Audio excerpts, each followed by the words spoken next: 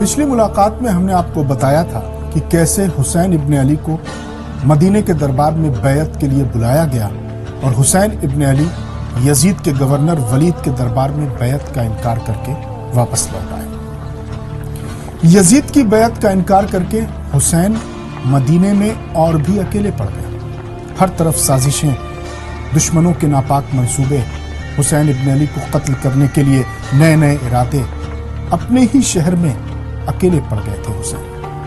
مدینے کے حالات بدتر ہو رہے تھے، مدینے میں رہنا مشکل ہو رہا تھا، چاروں طرف سے سازشوں کے جال بچھائے جا رہے تھے۔ ایسے میں آخرکار امام حسین نے مدینہ چھوڑنے کا ارادہ کر لیا۔ رات کے وقت حسین نے اپنے نانا کی مزار، ماں کی لحد اور بھائی کی قبر پر جا کر حاضری دی اور مدینہ چھوڑنے کے درد بیان کیے۔ سارے شہر میں اداسی چھائی ہوئی تھی۔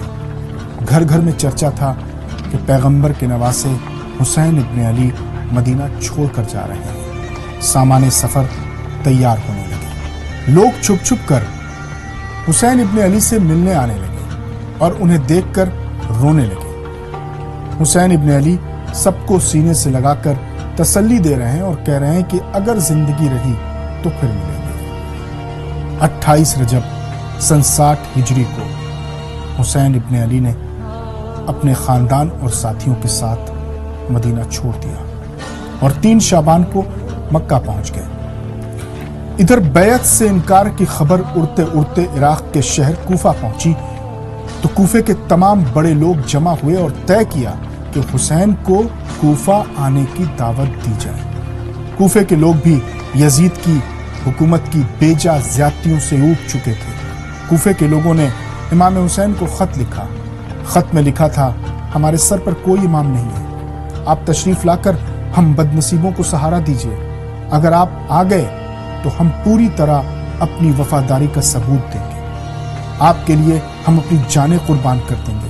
خدا را جلدی کریں ورنہ آپ کے نانا کے دین کا نام و نشان مٹ جائے گا۔ آپ کے علاوہ اس وقت ہمارا کوئی ہمدرد نظر نہیں آتا، جلد سے جلد تشریف لائیں، ہم آپ کے منتظر ہیں۔ یہ خط مکہ بھیجا گیا۔ اس خط پر کوفے کی تمام بڑی شخصیتوں کی دستخط تھی۔ اس خط کے بعد امام حسین کے پاس خطوں کا تانتا لگ گیا۔ لوگ عرضیوں پر عرضیاں بھیجتے ہیں۔ حسین ہر خط کو بغور پڑھتے اور سوچتے اور ایک دن حسین ابن علی نے کوفے جانے کا فیصلہ کر لیا، مگر کوفہ جانے سے پہلے کسی معتبر شخص کو وہاں بھیج کر اصلیت کا پتہ لگانے کا فیصلہ کیا گیا۔ پتہ یہ کرنا تھا کہ کوفے والوں کی کہیں یہ کوئی چال تو نہیں ہے، کوئی دھوکہ تو نہیں ہے۔ امام حسین نے اپنے چچا زاد بھائی مسلم بن عقیل کو کوفے بھیجنے کا فیصلہ کیا۔ مسلم، تم کوفے جاؤ اور وہاں کے حالات کا پتہ کرو، ہم اتنے میں تیاری کرتے ہیں، حالات اگر ٹھیک رہے تو ہم آتے ہیں۔ مسلم بن عقیل اسی دن کوفہ کے لیے روانہ ہو گئے۔ سفر بہت لمبا تھا اور کٹھن بھی تھا، اس لیے ان کے ساتھ 2 اور لوگ راستہ بتانے کے لیے ساتھ ہو گئے۔ مسلم بن عقیل جب کوفہ پہنچے تو لوگوں نے انہیں ہاتھوں ہاتھ لیا۔ وہ لوگ جو ڈرے سہمے گھروں میں بیٹھے تھے دلیری سے باہر نکل آئے۔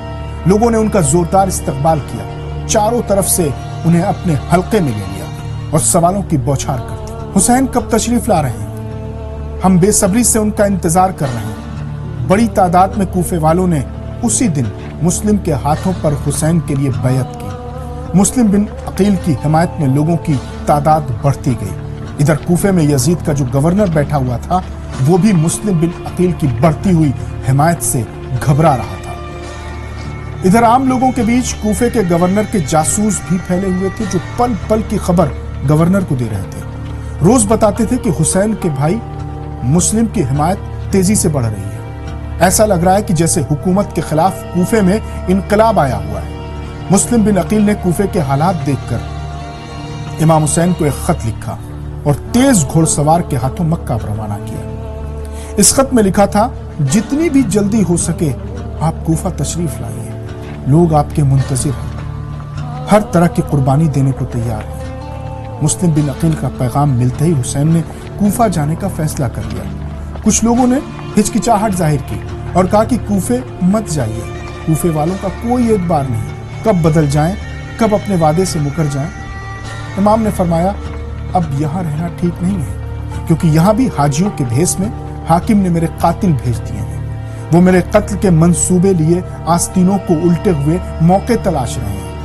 اگر ایسا ہوا تو میرے ساتھی بھی میرا ساتھ دیں گے، اور میں نہیں چاہتا کہ مکے کی پاک سرزمین پر خون خرابہ ہو، اس لیے میرا یہاں سے نکلنا ہی ٹھیک رہے گا۔ حج کو صرف 2 دن باقی تھے۔ حسین نے حج کو عمرے میں تبدیل کیا اور محمد کے نواسے نے عین حج کے موقع پر اللہ کا گھر چھوڑ دیا۔ فاطمہ کے چین کو نبی کے نور عین کو، فاطمہ کے چین کو نبی کے نور عین کو، خدا حسین کو سلام۔